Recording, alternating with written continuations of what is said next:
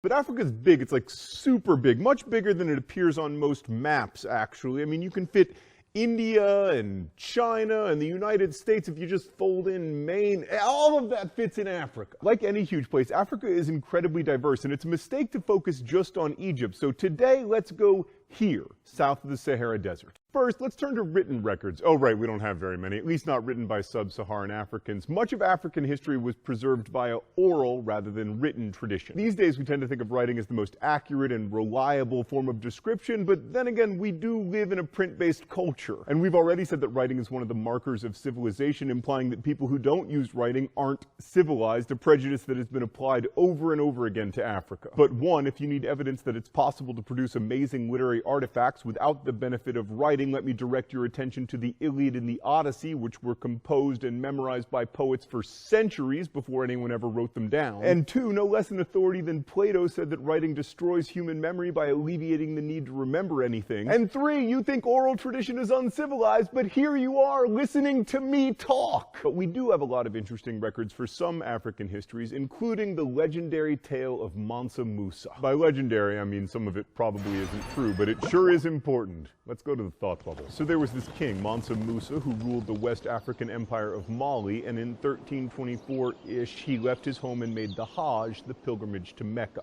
He brought with him an entourage of over 1,000 people, some sources say 60,000, and most importantly, 100 camel loads of gold. Along the way, Mansa Musa spent freely and gave away lots of his riches. Most famously, when he reached Alexandria, at the time one of the most cultured cities in the world, he spent so much gold that he caused runaway inflation throughout the city that took years to recover from. He built houses in Cairo and in Mecca to house his attendants, and as he traveled through the world, a lot of people, notably the merchants of Venice, no thought bubble, like actual merchants of Venice, right. They saw him in Alexandria and returned to Italy with tales of Mansa Musa's ridiculous wealth, which helped create the myth in the minds of Europeans that West Africa was a land of gold, an El Dorado, the kind of place you'd like to visit, and maybe, you know, in 5 centuries or so, begin to pillage. Thanks, Thought Bubble. So what's so important about the story of Mansa Musa? Well, first, it tells us that there were African kingdoms ruled by fabulously wealthy African kings, which undermines one of the many stereotypes about Africa, that its people were poor and lived in tribes ruled by chiefs and witch doctors. Also, since Mansa Musa was making the Hajj, we know that he was A, Muslim, and B, relatively devout. And this tells us that Africa, or at least Western Africa, was much more connected to the parts of the world we've been talking about than we generally are led to believe. Mansa Musa knew all about the places he was going before he got there, and after his visits, the rest of the Mediterranean world was sure interested in finding out more about his homeland. Mansa Musa's pilgrimage also brings up a lot of questions about West Africa, namely, what did his kingdom look like and how did he come to convert to Islam?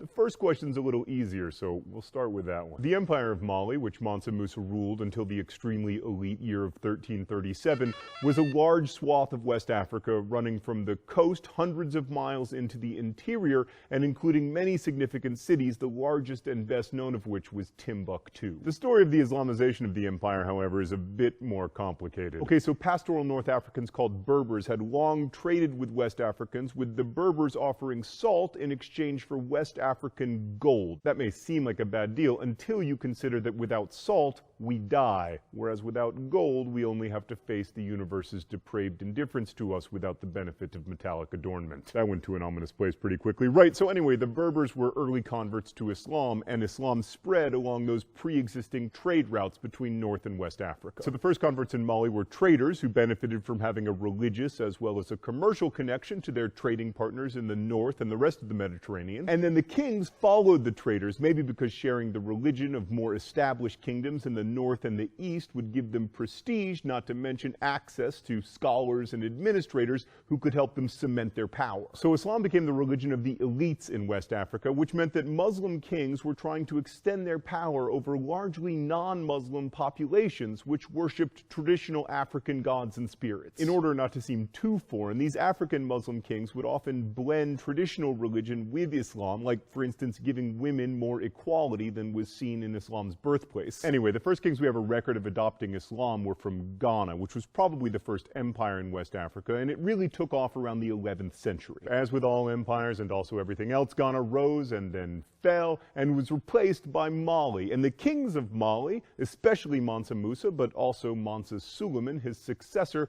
tried to increase the knowledge and practice of Islam in their territory. So, for example, when Mansa Musa returned from his Hajj, he brought back scholars and architects to build mosques. And the reason we know a lot about Mali is because it was visited by Ibn Battuta, the Moroccan cleric and scholar who kind of had the best life ever. He was particularly fascinated by gender roles in the Malian Empire and by Malian women, writing, "They are extremely beautiful, and more important than the men." One more thing about Mansa Musa, there are lots of stories that Mansa Musa attempted to engage in maritime trade across the Atlantic Ocean, and some historians even believe that Malians reached the Americas. DNA investigation may one day prove it, but until then, we'll only have oral tradition. The Malian Empire eventually fell to Songhai, which was itself eventually overthrown for being insufficiently Islamic, all of which is to say that like China or India or Europe, West Africa had its own empires that relied upon religion and war and incredibly boring dynastic politics. Man, I hate dynastic politics. If I wanted to live in an ostensibly independent country that can't let go of monarchy, I'd be like Thought Bubble and move to Canada. Oh, come on, Thought Bubble, that's not fair. Shut up and take back Celine Dion. All right, now let's move to the other side of Africa, where there was an alternative model of civilizational development. The eastern coast of Africa saw the rise of what historians call Swahili civilization, which was not an empire or a kingdom, but a collection of city-states like Zanzibar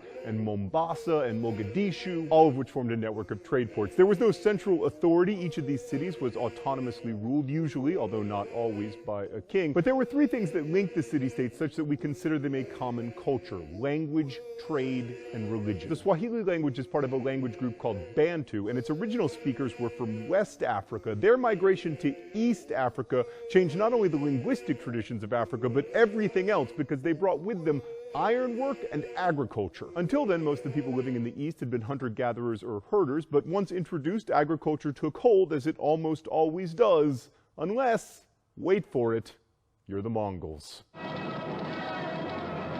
Modern-day Swahili, by the way, is still a Bantu-based language, although it's been heavily influenced by Arabic. On that topic, for a long time, historians believed that these East African cities were all started by Arab or Persian traders, which was basically just racist. They didn't believe that Africans were sophisticated enough to found these great cities. Now scholars recognize that all the major Swahili cities were founded well before Islam arrived in the region, and that in fact trade had been going on since the 1st century CE. But Swahili civilization didn't begin its rapid development until the 8th century, when Arab traders arrived seeking goods that they could trade on the vast Indian Ocean network, the Silk Road of the Sea. And of course, those merchants brought Islam with them, which, just like in West Africa, was adopted by the elites who wanted religious as well as commercial connections to the rest of the Mediterranean world. In many of the Swahili states, these Muslim communities started out quite small, but at their height between the 13th and 16th century, most of the cities boasted large mosques. The one in Kilwa even impressed Ibn Battuta, who of course visited the city because he was having the best life ever. Most of the goods exported were raw materials like ivory and animal hides and timber. It's worth noting, by the way, that when you're moving trees around, you have a level of sophistication to your trade that goes way beyond the Silk Road. I mean, if you'll recall, they were just trading like tortoise shells and stuff. Not again! Africans also exported slaves along the East Coast, although not in huge numbers, and they exported gold,